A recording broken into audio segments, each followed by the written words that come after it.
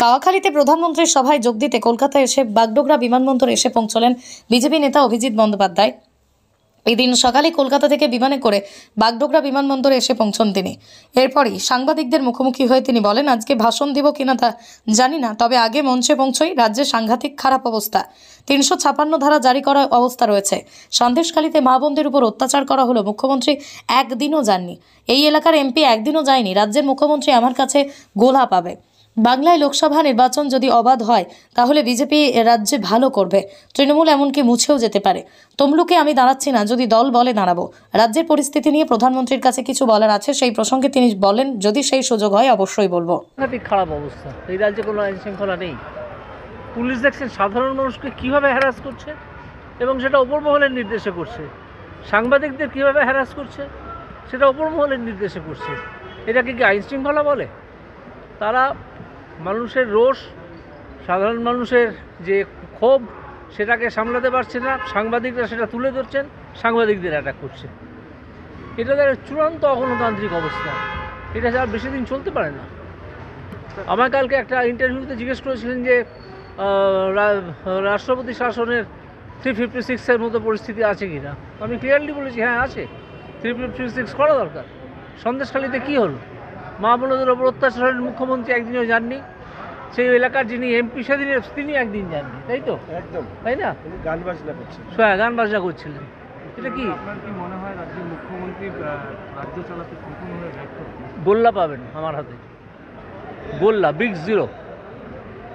24-এর নির্বাচনে কত সিট পেতে পারে বিজেপি? সেটা আমি ওটা সেফোলজিস্ট হিসাব করবেন, আমি সেই দায়িত্বে নেই। বাংলায় কেমন পেতে পারে? 42-এ? সেটাই বলছি, 42-এ বাংলার কথাটাই বলছি। আমি বলতে পারবো না, এটা সেফোলজিস্টরা হিসাব করে বলবেন, আপনারা তখন বুঝে নেবেন। আপনাদেরই তো সেফোলজিস্ট, তো আপনাদেরই থাকে।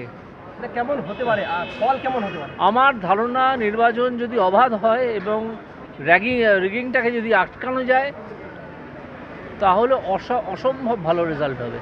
তৃণমূল এমনকি মুছেও যেতে পারে। তমলুকে আপনার নামে তমলুকে আমি জানাচ্ছি কিনা এখনও তা ঠিক নেই। যখন আমার দল আমাকে বলবে যে এই জায়গায় গিয়ে তোমায় দাঁড়াতে হবে বা তোমায় দাঁড়াতে হবে না, তুমি অন্য কাজ করো, যা বলবে সেই অনুযায়ী কাজ করো। রাজ্যের হয়ে প্রধানমন্ত্রীর কাছে কিছু বলার রয়েছে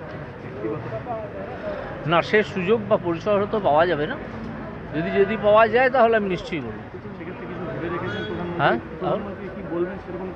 হ্যাঁ, মনে রেখেছি, কিন্তু সেটা তাকেই বলবো, যেহেতু এটা একটা 1:1 কমিউনিকেশন যদি হয়, যদি সম্ভব হয়, কি বলেন, সম্ভব, তাই না? সেটা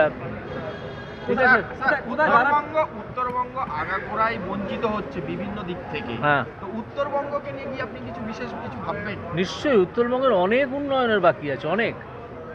আশ্চর্যের কথা জানেন, আমি লাস্ট যখন সার্কিট বেঞ্চে এসেছিলাম, আমি দেখেছিলাম একটা এতে আমার কাছে একটা মামলা এলো, তাদের ওখানে কোনোদিন জল ছিল না। হ্যাঁ, শেফদুল্লা গ্রাম। আমি অর্ডার করে একেবারে বাধ্য করেছিলাম জল দিতে, এবং 30শে জানুয়ারির মধ্যে জল এসে গেছে সেখানে। তো কোর্টকে বাধ্য করতে হবে কেন? এটা তো প্রশাসনের কাজ। অনেক গ্রাম এখানে রয়েছে, তারা কিন্তু জল পাচ্ছে না। কেন পাবেন? আমার প্রশ্ন তো সেটাই। তাহলে মুখ্যমন্ত্রী গোল্লা পাবেন না তার দপ্তরকে দিয়ে কাজ করে, তার সরকারকে দিয়ে কাজ না করাতে পারার জন্যে? না, সেটা আগে আমার দল আমাকে বলুক, তখন বলুন। আজকে চলি।